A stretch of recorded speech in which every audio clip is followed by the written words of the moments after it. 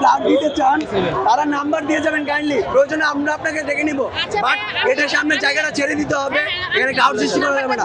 যদি পেশেন্ট দর্শক দেখতে পাচ্ছেন এখানে যারা রক্ত দিবেন, রক্ত সংগ্রহের জন্য তারা নাম্বার দিয়ে যাচ্ছেন। এটা হচ্ছে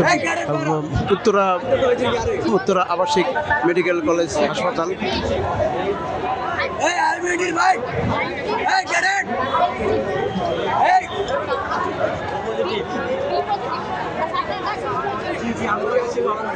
এই ফাইটার বিমানগুলো থাকে বর্ডার এলাকায়, কোনো সভ্য দেশে এইভাবে রাজধানীর বুকে এভাবে ফ্লাইট চালনা করা হয় না।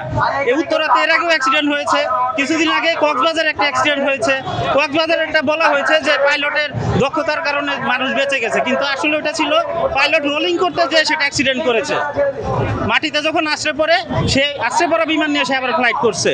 এটাকে প্রচার করা হয়েছে যে পাইলটের দক্ষতার কারণে বেঁচে গেছে, আসলে কিন্তু বিষয়টা তা ছিল না। পাইলটে 200 ফিটের নিচে কখনো রোলিং করার নিয়ম নাই, সে রোলিং দেখাইতে যে অ্যাক্সিডেন্ট করে একটা মানে বাংলাদেশে একটা মূল্যবান সম্পদ প্লাস নিজের জীবন ধ্বংস হয়েছে।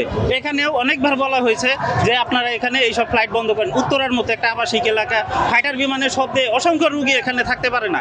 সেখানে বারবার বলার পরেও এই ঢাকা শহরের সুযোগ সুবিধা লোভে এরা ঢাকা শহর ছাড়তে চায় না। এটা কেন হবে এখানে বলেন? এটা একটা আবাসিক এলাকা, এখানে কেন ফ্লাইট এভাবে পরিচালনা করা হয়? ফাইটার বিমান সব সময় নিরাপত্তার একটু থাকে এটা কারণ। আর যে একটু আগে একজন বললেন যে নিরাপত্তা দেখে এটা ফ্লাইট পরিচালনা করা, নিরাপত্তা দেখেই করা হয়। ইঞ্জিনিয়াররা সাইন করার আগে সব সময় নিরাপত্তার ওইটা নিজেরা নিজেদের দায়ভার কাঁধে নিয়েই করে, কিন্তু এরপরে অ্যাক্সিডেন্টের কথা কিন্তু বলা যায় না। এগুলো লো অল্টিটিউডের বিমান, এগুলো অ্যাক্সিডেন্ট হতেই পারে।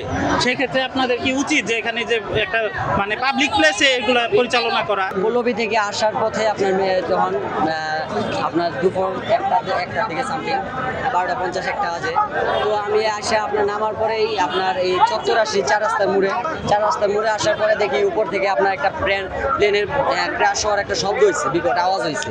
আওয়াজ হওয়ার পরে এই দোকানদার যারা ছিল আরও অনেক হুজুর মানুষ ছিল, এরা এখন সবাই একতা হয়ে আপনার মালয়েশিয়ার উদ্দেশ্যে দৌড় দিছে। এর সাথে আমিও গেছি।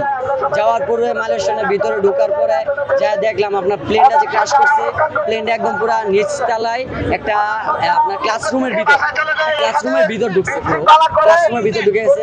আর ক্লাসরুমের যে বাচ্চাগুলো ছিল এগুলো সব পুরা মানে পুড়ে গেছে, স্কুল ড্রেস সব পুড়ে গেছে, হাত পুড়ে গেছে, পা পুড়ে গেছে, আরও আবার আপনার ফেসের অল্প পুড়ে গেছে।